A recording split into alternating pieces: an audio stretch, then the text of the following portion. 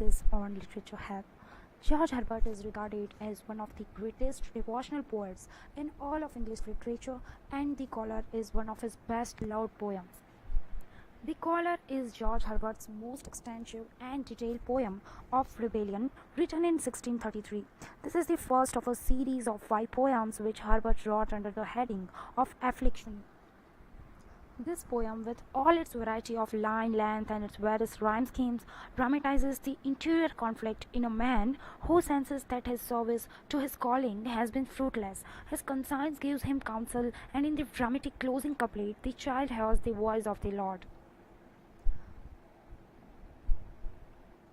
32 of its 36 lines describe what the poem itself calls the ravings of a person growing more fierce and wild as he strains to release himself from the restrictive pressures that surround him. Much like John Donne's energetic complaints to God in several of his holy sonnets, the Collar gives full expression to the speaker's resentment of the sufferings, physical and mental both, and rigor of leading a life that is moral and holy, and then expresses in the final stanza his feelings of submission and humility towards God. The poem begins with a dramatic statement of refusal. I struck the boat and cried no more, and the following lines gives examples of the kind of life that the speaker wants to leave behind. The poet is fed up, he is in doubt, he is thinking of abusing God's gift, which is freedom. Within temptation, he questions his mission in life. He is a person of ambition and desire, yet everything in life seems to conspire to frustrate or torment him. His life is one of sighs and tears, a situation he finds particularly distressing because he can readily imagine the joys and glories, the wine, fruit, and flowers that are withheld from him. He thinks he sold his soul, and he is furious because he feels regret. He demands redemption. As he was drowning in his rebellious feelings, his conscience rescued him from his blackest thoughts, waking his stranger side and restoring faith again in him. One of the most interesting aspects of the poem is its title, mainly because throughout the entire poem we don't find the word collar. Herbert tries to use his title as a pun. This word has different meaning. One that means a band of leather that surrounds an animal neck or a slave collar, because Herbert thinks of himself as a slave to the Lord.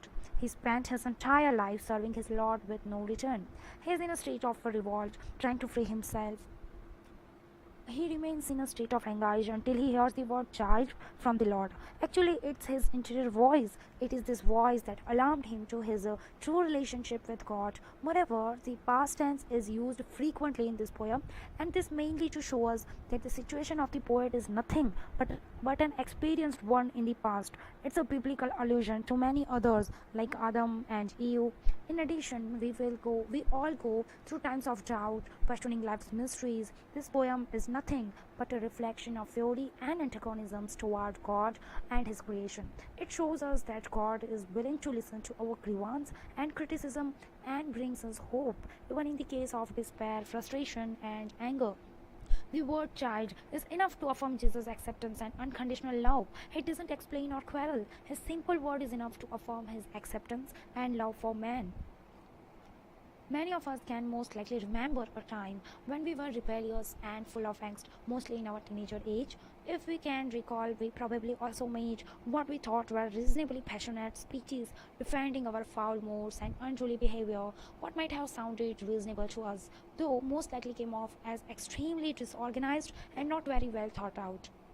George Herbert reflected this lack of organization with The Collar. The poetic narrator is angry and sucking because he is discovering that life is not fair, so the poem itself is disorganized. Though he uses iambic meter, Herbert has various numbers of iambs per line with no discernible pattern. In this way, The Collar is quite unlike Herbert's other works, which are typically well structured in all aspects, such as diction and meter.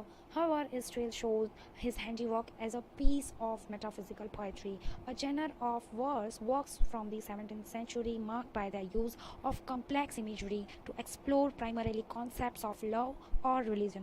Herbert is considered one of the masters of this genre, and The Collar is largely responsible for that reputation. So that's all have about The Collar by George Herbert. If you want the text of this page in this video, you can follow the link which is given below in the video. Thank you for listening. Thank you so much.